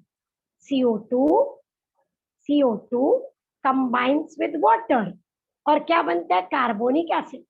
पर ये बनाने के लिए हमको एक एंजाइम चाहिए, कार्बोनिक एनहाइड्रेस, जो आरबीसी में बहुत ज्यादा है और प्लाज्मा में बहुत कम है। जो आरबीसी में बहुत ज्यादा है और प्लाज्मा में बहुत कम है। Is that clear? इसीलिए कार्बोनिक एसिड आरबीसी में बहुत ज्यादा बनेगा। आप बोलोगे मिस यहाँ पे भी तो बना था, बिल्कुल बना था, ये देखो बना है, लेकिन प्लाज्मा में कार्बोनिक एनहाइड्रेस की बहुत कमी है, इट इज नेग्लिजिबल। तो बनता है लेकिन 7%, देखो, लेकिन आरबीसी में बहुत सारा है कार्बोनिक एनहाइड्रेस, तो it will make lots of carbonic acid. Are we clear? हमने वही केमिकल बनाया class, carbonic acid H2O plus CO2, लेकिन इस बार आरबीसी के अंदर बन रहा है और एकदम फटाफट बन रहा है, क्योंकि एक एंजाइम है CA, उसको बार बार CA करके लिखा जाता है, कार्बोनिक एनहाइड्रेस। ये पॉइंट क्लियर है? Yes, अगर ma'am. आपके माइंड में आया होगा कि प्लाज्मा में भी तो बना था, बिल्कुल बना, वो राइट है, लेकिन वहां पे बहुत कम बना और यहाँ पे बहुत ज्यादा। क्यों? हमको पता है एंजाइम कभी भी रेट ऑफ रिएक्शन को बहुत फास्ट करते हैं, उनकी वजह से जल्दी होता है, तो कार्बोनिक एनहाइड्रेस उसको फास्ट कर दे। ठीक है, यहाँ तक क्लियर है? फाइन। अब देखिए क्या हो रहा है क्लास, ये डायग्राम आपके टेक्स्ट बुक में है। ठीक है, अगर आप टेक्स्ट बुक को ध्यान से देखेंगे तो ऐसे दो डायग्राम, दोनों डायग्राम सेम दिख रहे हैं क्या हमको? हाँ, एरो देखो, ब्लैक वाली जो मोटी एरो, इसको उसका डायरेक्शन देखिए प्लीज, अलग है ना, अलग है ना? Yes, ma'am. तो एक में वो जो हमारा रेड ब्लड सेल है, रेड वाला बड़ा सा सेल दिख रहा है आरबीसी, वो बॉडी के सारे पार्ट से CO2 ले रहा है, CO2 ले रहा है, पिकअप कर रहा है, उसको बोलते हैं CO2 पिकअप। ओके, सोचो रेड कलर की बस होती है ना अपनी BST की बस, वो आई है कार्बन डाइऑक्साइड को लेने की। कहाँ से लेने के लिए? मसल से, टिश्यू से, कोई भी पार्ट ऑफ बॉडी। और यहाँ पे देखो वो बस उसको लंग्स को दे रही है, देखो एल्वियोलाई दिख रहा है उधर, पर्पल कलर का जो एल्वियोलाई। तो दो कंडीशंस दिखानी है हमको, टेक्स्ट बुक में भी 2 डायग्राम दिखेगा, यही डायग्राम 2 पार्ट्स में, pickup of CO2 from the body tissue and transport release of CO2 in the lungs. Arrow को देखना ध्यान से, ठीक है, मैं एक्सप्लेन करती हूँ उसमें क्या हो रहा है, but just try to understand it. Are you clear with this? Pickup of CO2 कहां से लिया हमने, कहां से लिया? From all the parts of body, you can take it from muscle, जहां पे भी CO2 रिलीज, और कहां पे दिया हमने? एल्वियोलाई में। यस, ये हमें करना है, लेकिन अंदर बहुत सारे रिएक्शंस दिखे, correct? So let's look at the reaction, let's look what is happening there, ठीक है? अब ये डायग्राम को थोड़ा बड़ा कर, CO2 टिश्यू से आया, everybody will look here very carefully. ये देखो, कोई भी सेल ने CO2 रिलीज किया, yes, I take yellow, I think वो CO2 RBC में गया, वहां पे कार्बोनिक एनहाइड्रेज है, वो क्या बन गया? Carbonic acid. Is that clear? क्या बना वो? Carbonic acid. Look at this reaction carefully, are you understanding this part? CO2 combines with water inside the RBC in presence of enzyme Ca, carbonic anhydrase, and it becomes carbonic acid. But carbonic acid break हो जाता है, देखो ध्यान से, यहाँ पे दिख रहा है HCO3 and H. Can you see the next step? It is breaking. देखो वो बन गया बाइकार्बोनेट आयन जो बाहर चला गया, क्योंकि बाइकार्बोनेट बाहर गया है, उसके रिस्पॉन्स में क्लोरीन अंदर है। This is called chloride shift, this is called chloride shift. Are you getting it? इतना स्टेप क्लियर है क्या?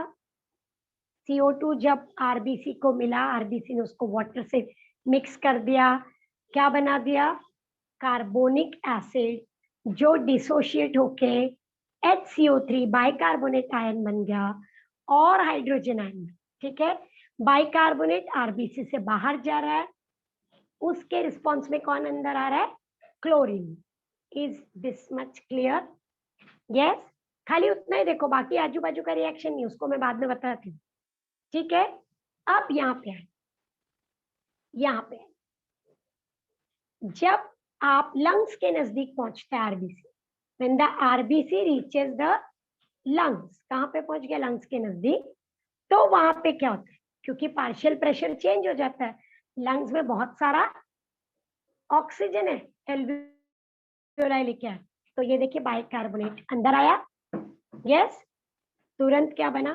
कार्बोनिक एसिड, वो ब्रेक हुआ, CO2 goes out, chlorine is back.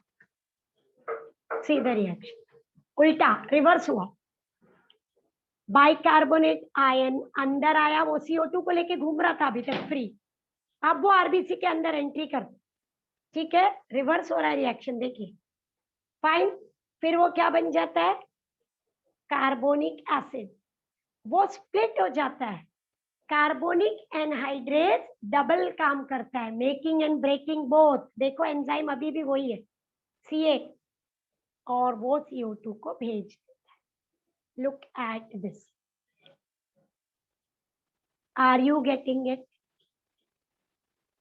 CO2 मेरे साथ अपने माइंड में रिवाइज कीजिए, फ्रॉम द टिश्यू CO2 बाहर निकलता है, उसको RBC के अंदर एंट्री मिलती है, RBC में वो पानी में डिसॉल्व हो जाता है और कार्बोनिक एसिड बन जाता है, बहुत जल्दी, बहुत जल्दी, और वो स्प्लिट होके बनता है बाइकार्बोनेट HCO3, जो RBC के बाहर चला जाए तुरंत, ठीक है? इसीलिए उसको बाइकार्बोनेट बोला जाता है, बाइकार्बोनेट फॉर्म, ठीक है? उस रिस्पॉन्स में क्योंकि आयंस खुद को बैलेंस करते हैं, क्लोरीन अंदर आता है, ठीक है? नेक्स्ट, जब वो RBC लंग्स के नजदीक पहुंचता है, क्योंकि लंग्स में ऑक्सीजन आया हुआ है, करेक्ट? तो ऑक्सीजन का प्रेशर बहुत ज्यादा है, तो इमीडिएटली बाइकार्बोनेट RBC के अंदर एंट्री मारता है फिर से, करेक्ट? वो स्प्लिट होता है, देखो बाइकार्बोनेट अंदर आ गया, और वो फिर से बन जाता है कार्बोनिक एसिड। वो कार्बोनिक एसिड स्प्लिट होके CO2 water, and CO2 is given to the lungs to run. Is that clear? Yes. अब उसके आजू बाजू में देखिए please, look at what is around it, समझने की कोशिश करना। हमने 3 मेथड्स बोले थे ना, तो बाकी 2 भी तो साइमल्टेनियसली होने वाले हैं, उनके लिए कुछ अलग से नहीं होने वाला। देखो ध्यान से, ये रहा वो CO2 जो प्लाज्मा में डिसॉल्व होता है, ये देखो इधर भी बाइकार्बोनेट बना, करेक्ट, वहां पे भी कार्बोनिक एसिड बना था ना, पर वो कितना होगा क्लास, सिर्फ 7%। क्यों? क्योंकि Ca नहीं है उधर, कार्बोनिक एनहाइड्रेट नहीं है यहाँ। दूसरा हमने बोला था कि हीमोग्लोबिन से मिक्स होगा, वो भी हो रहा है, देखो कार्बामाइनो हीमोग्लोबिन हमें दिखाई दे रहा है इधर, सी ये भी तो हो रहा है। कार्बन डाइऑक्साइड जब अंदर आता है तो थोड़ा सा हीमोग्लोबिन के साथ ज्वाइन हो जाता, कार्बामाइनो हीमोग्लोबिन, करेक्ट। देखो, आर यू अंडरस्टैंडिंग? अब जब हीमोग्लोबिन ऑक्सीजन देगा तो CO2 लेगा, सिंपल, ऑक्सीजन दिया CO2 लिया। अब इसका रिवर्स रिएक्शन देखिए, मैं आजू बाजू के रिएक्शन बता रही हूँ। देखो, कार्बोनिक एसिड स्प्लिट हो गया, फिर से स्लो है प्रोसेस, CO2 बाहर। क्यों स्लो है? एंजाइम नहीं है हमारे पास। यहाँ पे देखिए क्या हुआ, मैंने ऑक्सीजन दिया नहीं, इस बार लिया तो ऑक्सी हीमोग्लोबिन बन गया, बराबर है। तो ऑक्सीजन लिया तो CO2 दिया कार्बामाइनो हीमोग्लोबिन में। तो तीनों प्रोसेस होने वाले साथ में, लेकिन बाइकार्बोनेट फॉर्म में सबसे ज्यादा transport, the quantity is more because of this bicarbonate. अब क्लास आपका और एक क्वेश्चन होना चाहिए, वो जो HCO3 दिख रहा है प्लाज्मा में बाहर, वो क्या करता है? वो sodium bicarbonate, calcium bicarbonate, potassium bicarbonate कोई भी फॉर्म में जा सकता है। तो हमारे प्लाज्मा में सोडियम है, बिल्कुल है, पोटेशियम है, बिल्कुल है, कैल्शियम है, बिल्कुल है, वो किसी से भी बाइंड हो सकता है। तो वहां पे उसके रिसीवर बहुत सारे, उसके लिए हमें टेंशन नहीं लेना। ओके, ये देखिए वही डायग्राम दूसरे तरीके से देखिए, आमने सामने, प्लीज लुक टुगेदर। देखो, एक एल्वियोलाई, एक टिश्यू है, वही डायग्राम, जो रेड कलर का बड़ा बटन जैसा दिख रहा है वो हमारा RBC। पहले टिश्यू वाला देखिए, कार्बन डाइऑक्साइड आया, कहाँ गया? RBC के अंदर जा रहा है, बिल्कुल सी गया, बराबर है।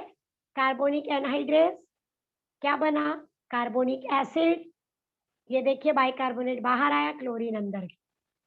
एग्जैक्ट उल्टा आप देखिए, अब एग्जैक्ट उल्टा, बाइकार्बोनेट अंदर आया, कहा? जब हम लंग्स के नजदीक पहुंचे, ये कार्बोनिक एसिड बना, स्प्लिट हो गया, CO2 चला गया, देखो क्लोरीन बाहर। तो ये भी एक डायग्राम है उसका। और एक है, ये देखिए सिंगल देखिए, वो जो रेड कलर का सर्कल है वो हमारा RBC है, बराबर है। ये देखिए स्टेप, देखिए इसमें स्टेप वाइज है, तो शायद आपको ज्यादा समझ में है। Please try to get it. CO2 water से कंबाइन हो रहा है, कार्बोनिक एसिड बन रहा है, कार्बोनिक एसिड बाइकार्बोनेट बन के बाहर चला गया, उसके बदले क्लोरीन अंदर आ गया।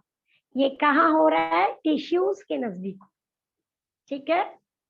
फाइन, देखो टिश्यू को हम ऑक्सीजन दे रहे हैं, देखो, ठीक है। अब इसका उल्टा रिएक्शन भी हो सकता है ना, जब हम लंग्स के नजदीक पहुंचते हैं। देखिए फिर से वही आ गया 2 डायग्राम, टिश्यू और लंग्स, एरो उल्टी हो जाती सब जगह। देखो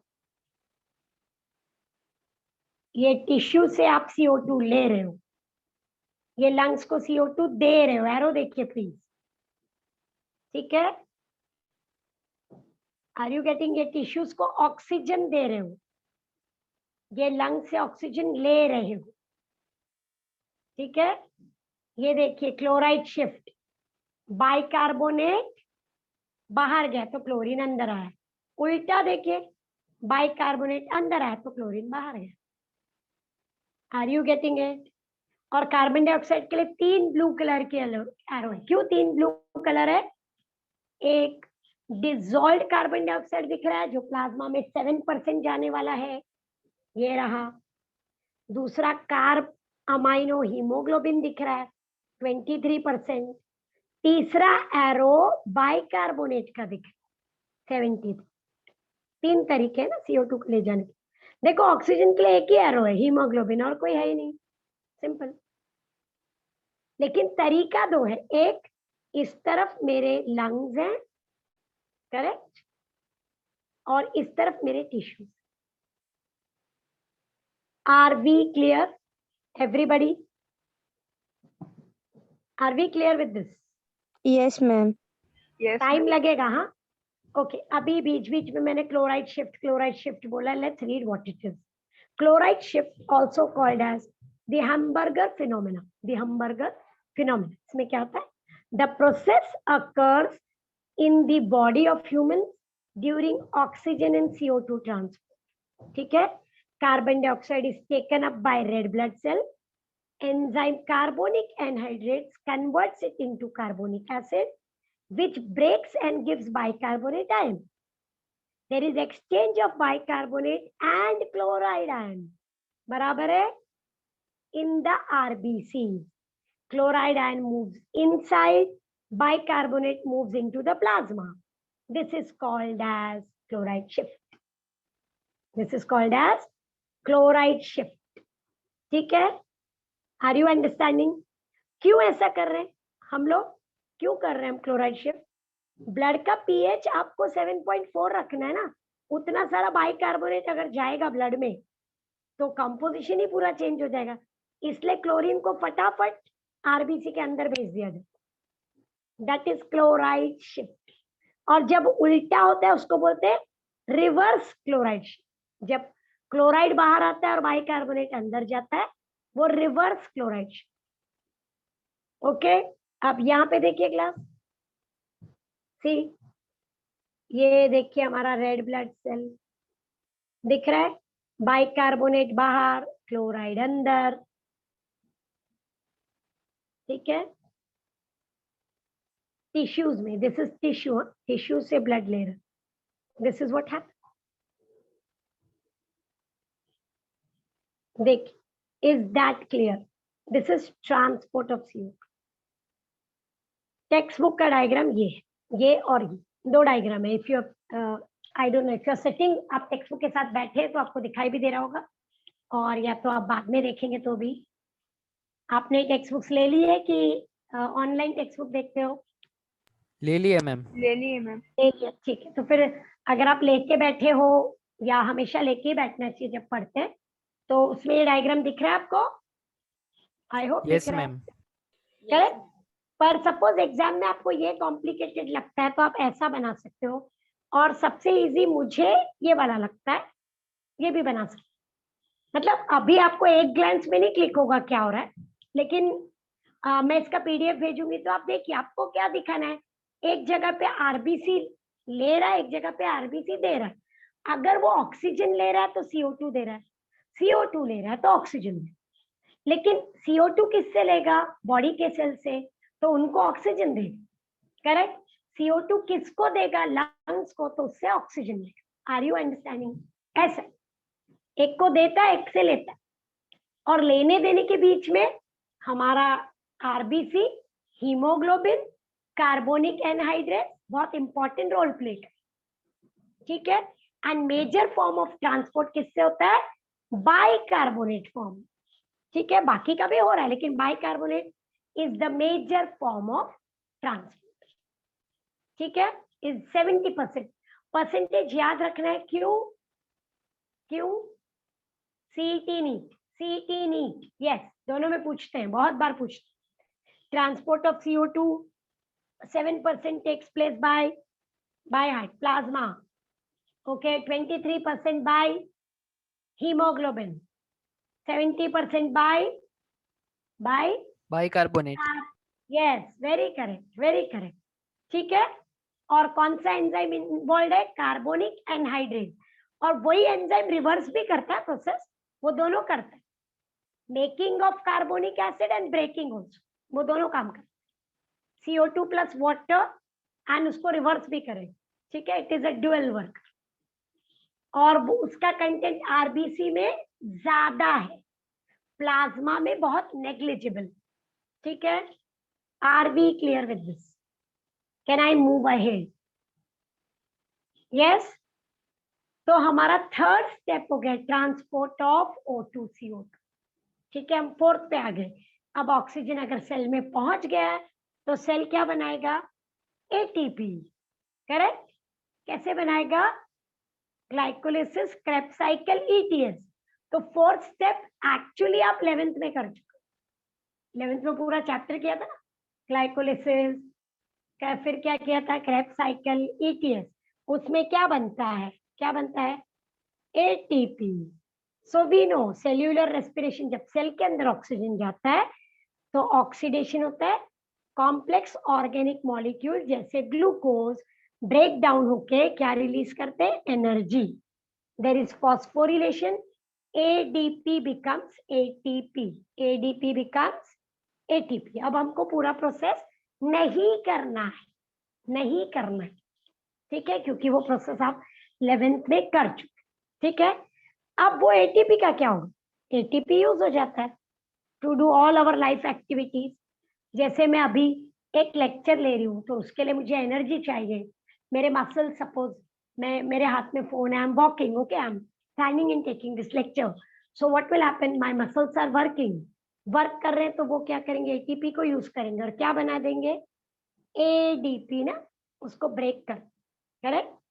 सो ATP becomes ADP, ADP becomes ATP, this is going on and on। हमारी बॉडी ADP को ATP बनाती है, ATP को ADP बनाती है, and this is the cycling recycling of ATP, ठीक है। जब ATP को यूज किया जाता है, प्रोसेस को बोलते हैं हाइड्रोलाइसिस, ठीक है।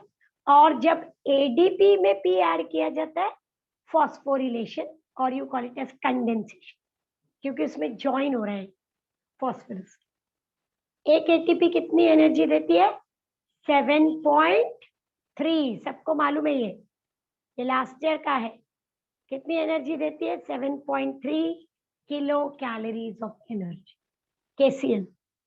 Are we clear? यस, यहां तक क्लियर है क्लास? तो अभी हम एक डिफरेंट सीन में एंटर हो रहे हैं। सब क्लियर है? ATP ADP आपको ज्यादा नहीं दिया हुआ इस साल, क्योंकि आपने लास्ट ईयर उसको किया।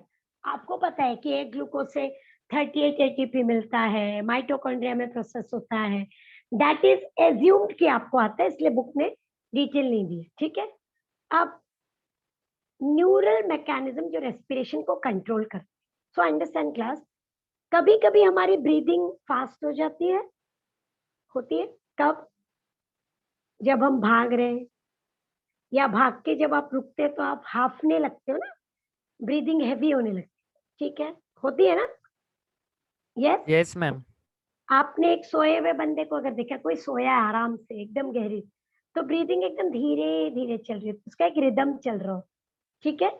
मतलब हमारी ब्रीदिंग का रेट अगर मैं नॉर्मल काउंट करूं तो कुछ 16 आता है। 16 time you take air in out 16 times per minute, ये एवरेज, ठीक है। अगर मैं भाग के आ रही हूँ तो I may be taking it 25 times, ठीक है। अगर मैं सो रही हूँ आराम से, may be I am taking it only 12 times. तो ये कंट्रोल कौन करेगा? तो कंट्रोल कौन करेगा क्लास? हमारा ब्रेन ब्रेन। नेचुरली ब्रेन करेगा, बिल्कुल, ठीक है। न्यूरल, लेकिन केमिकल भी थोड़ा लगेगा ना, तो there is chemical and neural mechanism to control respiration. दो चीजें, ब्रेन, नर्वस सिस्टम, और दूसरा ब्रेन को एक्टिवेट या डीएक्टिवेट करने के लिए केमिकल भी काम करे। So we are going to look at this. ठीक है, ये देखिए, रेगुलेशन ऑफ रेस्पिरेशन दो तरीके से होता है, एक वॉलेंट्री, ओके, ये देखिए, और दूसरा इनवॉलेंट्री। इनवॉलेंट्री ब्रेन अपने आप करता है, वॉलेंट्री आप भी कर सकते। आप जैसे योगा वगैरह करते हैं तो हम क्या करते हैं, सीधा बैठ जाते हैं, फिर डीप ब्रेथ लेने बोलते हैं ना, वो बहुत डीप ब्रेथ लीजिए, या आप मेडिटेशन करते हैं तो आप डीप ब्रेथ लेते हैं, या आपने देखा होगा बहुत सारे योगा में कपाल भारती है, अलग अलग तरीके से ब्रीदिंग की जाती, वो वॉलेंट्री हो। तो बहुत बार कंट्रोल वॉलेंट्री होता है, पर ज्यादातर कंट्रोल इनवॉलेंट्री। देखो क्लास में आपको पढ़ा रही होगी तो क्या मैं सांस नहीं ले रही हूँ? ले रही हूँ, लेकिन मुझे पता चल रहा है क्या क्या मैं ऐसे बोल रही हूँ रुको अभी मैं सांस लेती हूँ, फिर बोलती हूँ अच्छा अभी मैं बोलती हूँ नहीं, फिर अभी रुको, ऐसा नहीं होता ना, वो ऑटोमेटिक चल रहा है, इनवॉलेंट्री। करेक्ट, हम सो जाते हैं तो हमें पता भी नहीं चलता, पर हम सांस तो ले रहे होते हैं, इजंट इट? करेक्ट। सो वो जो मैकेनिज्म है वो इनवॉलेंट्री, मतलब ज्यादा कंट्रोल इनवॉलेंट्री है। ठीक है, लेट्स गो अहेड। ये देखिए, तो वॉलेंट्री कहाँ है? वॉलेंट्री कहाँ है क्या voluntary? Yes yes, respiratory muscles. आप चाहे तो डीप ब्रेथ ले सकते हैं ना, सम एक्सटेंट। मैं बोलूंगी अभी 1 घंटे तक डीप ब्रेथ लो, नहीं ऐसा नहीं कर सकते, फिर तो आप थक जाओगे। हर बार डीप ब्रेथ नहीं, हम मुश्किल से 20 बार 25 बार लेंगे, उसके बाद हम थक जाएंगे। करेक्ट, लेकिन थोड़ा टाइम तो ले सकते हैं ना, may be 5 minute 6 minutes you may be taking it. Correct, जब हम योगा वगैरह करते हैं तो वो कर सकते, ठीक है, लेकिन ये सब आप स्पेसिफिक पीरियड तक ही कर सकते, मे बी 5 मिनट कर सकते हो, मे बी 10 मिनट। ठीक है, तो वॉलेंट्री आप कर सकते हो, लेकिन उसकी बहुत लिमिटेशन। ठीक है, क्या आप अपनी सांस रुका सकते हो? हाँ, कितनी देर? 5 थोड़ी देर। सेकेंड 10। यस, थोड़ी देर, मतलब एक्चुअली देर बहुत बड़ा वर्ड हो जाएगा ना, मे बी Yes, आधा ma'am. Minute, may be 1 minute, है ना। तो आप बहुत ज्यादा एयर अंदर या बहुत कम एयर अंदर नहीं रख सकते ज्यादा देर। आप अपने ब्रेथ को होल्ड करके भी पूरी एयर अंदर, जैसे जो लोग स्विमिंग करते हैं ना, अंडर वाटर जो जाते हैं बहुत बार, अगर आपको स्विमिंग आती है तो आपने भी ट्राई जरूर किया होगा। तो हम क्या करते हैं उसमें, आप एक डीप ब्रेथ लेते हो फिर नीचे जाते, है ना, तो काफी देर तक वो ऑक्सीजन काम आएगी, लेकिन कितनी काफी है, there is a limitation, you can not do it एकदम easily unless you practise. Surely लोग प्रैक्टिस करके 1-1 2-2 मिनट भी पानी के नीचे रहते हैं, हमें पता है, लेकिन उसके लिए बहुत प्रैक्टिस लगती। सो एक्टिविटीज लाइक स्विमिंग, बिल्कुल, टॉकिंग, मैं क्या कर रही हूँ इस वक्त, बात कर रही हूँ, लेकिन बात करते वक्त कंटिन्यूटी में कैसे ब्रीथ करना है, कब रुकना है, कब जर्क लेना है। कभी कभी आपको लगता होगा मिस बोलते बोलते थोड़ा रुक गई, तो मैंने क्या किया, एक डीप ब्रेथ लिया, शायद बोलते बोलते मेरी सांस फूल गई हो, है ना। तो टॉकिंग के टाइम कैसे ब्रीथ करना है, सिंगिंग, आप अगर लोगों को गाते हुए सुनते हैं या बड़े बड़े सिंगर्स को सुनते हैं, तो देखो उनके वो कितना सांस को रोक के लंबा खींचते हैं तान को। कभी नहीं तो हमारे जैसे लोग गाएंगे तो मतलब बीच बीच में सांस की आवाज आने लगेगी, चलने लग गई हमारी सांस, पर वो सांस को बहुत कंट्रोल करके चलते, काफी प्रॉपर सिंग कर सकते हैं, वो रिदम को नहीं छोड़ते सांस लेने की। लाफिंग, जब हम हंसते हैं, ऐसे सुना है मुहावरा, हंसते हंसते सांस फूल गई, हाँ मैम। सुना है ना।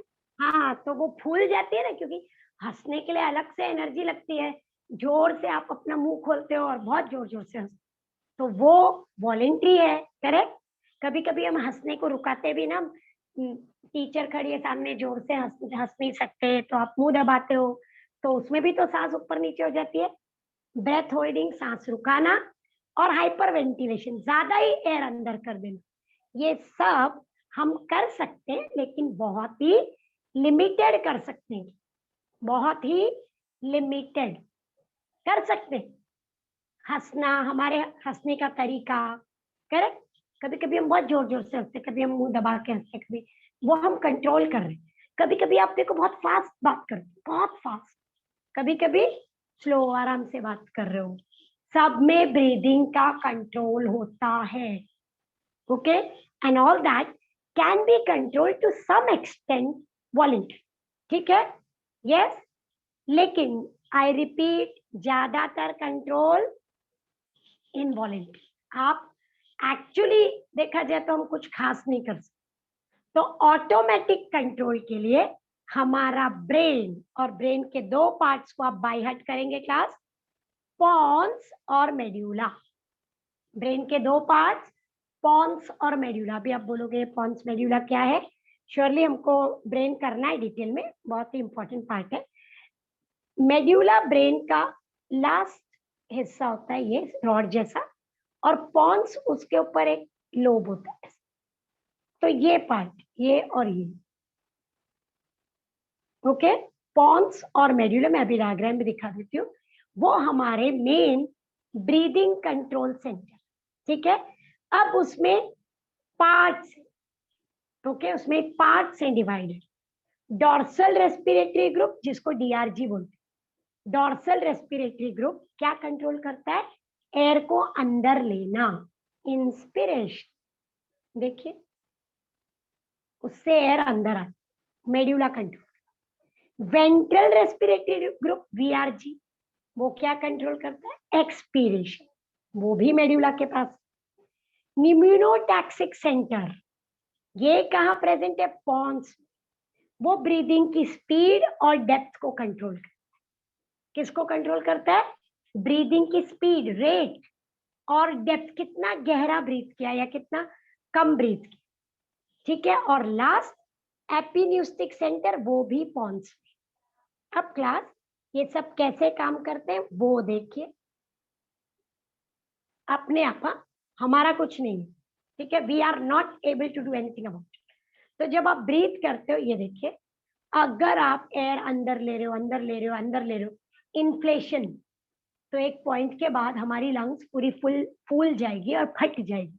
तो क्या फट जाती है हमारी लंग्स, नहीं, क्या होता है, यस, बिल्कुल नहीं फट।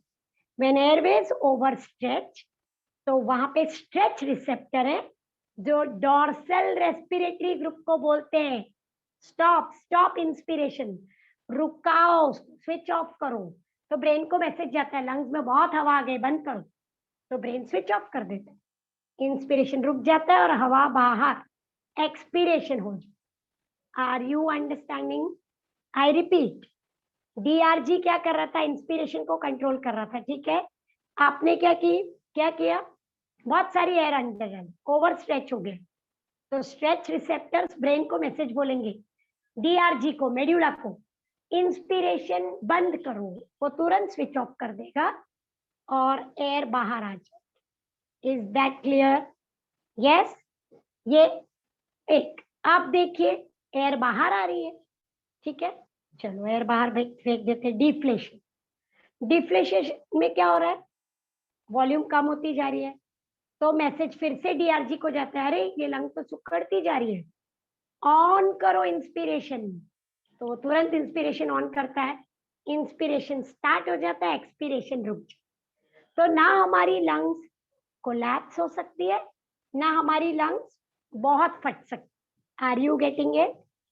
तो हमारी ब्रीदिंग कैसी चलती है, एकदम नॉर्मल, ना ज्यादा एयर अंदर आती है ना बहुत ज्यादा बाहर। ऐसा होता है क्या कि पूरी एयर बाहर चली गई और हमारी लंग्स बलून की तरह पचक गई है, नहीं नहीं, डीआरजी को मैसेज जाता है, एयर कम हो रही है, अंदर लो, डीआरजी को मैसेज जा रहा है, एयर ज्यादा हो रही है, बाहर फेंक। So who is controlling it, the brain, the medulla, और इस कंट्रोल को बोलते हैं हेरिंग्स ब्रूरर्स रिफ्लेक्स। आपने एचबी पढ़ा होगा slide, Hering Breuer both are scientist, reflex, this is our safety mechanism.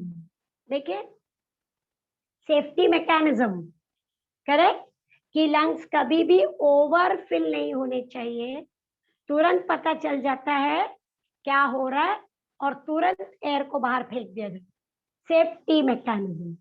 Is it clear? नहीं तो क्लास हमारे लंग्स बहुत ही डेलिकेट, बहुत ही ज्यादा डेलिकेट, ठीक है। श्योर? अब आ जाइए Yes, expression. There are many modified movement of respiration. Modified मतलब एडवांस्ड। हाँ, थोड़ा सा हमारी आदत के हिसाब से, हमारे एडेप्टेशन के हिसाब से चेंज होता है। ये देखिए, कॉफिंग, जब हम खांसते हैं तो क्या होता है, जोर जोर से हवा बाहर जाती है ना, फोर्स्ड एक्सहेलेशन, इजंट इट? आप जोर से खांसते हो और जो भी कचरा है वो पूरा बाहर निकलता है, पर उस वक्त एयर भी तो बाहर आ जाती है। कॉफिंग, ये मॉडिफाइड। जैसे आपको ऐसे लगा कि गले में कुछ खराश होती तो हम ऐसे करते हैं ना, करेक्ट? सपोज मैं अपनी आवाज क्लियर कर रही हूँ तो आप करो और आप देखो हवा बाहर आ रही है। वैसे ही जब आप खांसोगे तो हवा बाहर आ रही है, लेकिन ये आप खुद कर रहे हो, मॉडिफाई करके, ठीक है। यॉर्निंग है ना, जब लेक्चर बहुत बोर हो रहा है तो what we do, we open our mouth large, and क्या करते हैं हम, बहुत बड़ा मुंह खोल के जम्हाई लेते हैं, isn't it? उसको यॉर्निंग बोलते हैं। Yes ma'am. करेक्ट? उससे बहुत सारी एयर अंदर जाती है और बॉडी में एनर्जी आ जाती।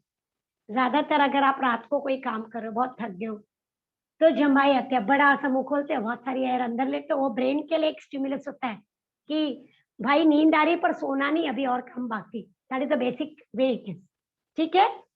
स्नीजिंग, छींकना, तो क्या होता है, कुछ भी अंदर कचरा गया तो जोर से एयर बाहर निकलती है ना, वो कचरे के साथ। करेक्ट? वो भी मॉडिफाइड है, स्नीजिंग, इजंट इट? हिकअप्स, हिचकी आती है, आप कुछ कर नहीं पाते हो एक्चुअली, अचानक आपका जो डायफ्राम है वो ऊपर नीचे हिल रहा है, अचानक आपके कंट्रोल के बिना। ओके, तो बॉडी क्या कर रही है, कुछ तो गड़बड़ हुई है उधर, कुछ तो, कोई तो चीज है जिसने डायफ्राम को परेशान किया। तो डायफ्राम ऊपर नीचे होने लगता है और वो हिचकी करके बहुत सारी एयर को बाहर फेंकता है एक अपने तरीके से, और धीरे धीरे फिर वो नॉर्मलाइज होता है। आप उसको कंट्रोल नहीं कर सकते एक्चुअली। ओके, ये देखिए, कॉफिंग, यॉर्निंग, स्नीजिंग, हिकअप्स, ये रेस्पिरेशन के मॉडिफाइड वेज है, जिसमें क्या होता है, बॉडी कोई पैसेज को क्लियर कर रही है, या कुछ कचरा है ट्रैक में उसको बाहर फेंक रही है, या कुछ इरिटेशन हुआ है तो हमको इंडिकेट कर रही है। ये देखिए, करेक्ट? कॉफिंग, कोई छोटा बेबी देखो यॉर्निंग कर रहा है, करेक्ट? Sneezing, correct? हिकअप्स, ये सब क्या है, मॉडिफाइड रेस्पिरेटरी, ठीक है। फाइन क्लास, हम आज यहाँ पे रुकते हैं। नेक्स्ट लेक्चर में class I will be starting with the new chapter also. New chapter मतलब यही चैप्टर का आगे का पार्ट है, सर्कुलेशन, ठीक है। इसके लिए मुझे बस 5 मिनट और लगेंगे नेक्स्ट लेक्चर में, मतलब समझो ये खत्म ही हो गया। मैं पीडीएफ भी भेज देती हूँ आज, ठीक है।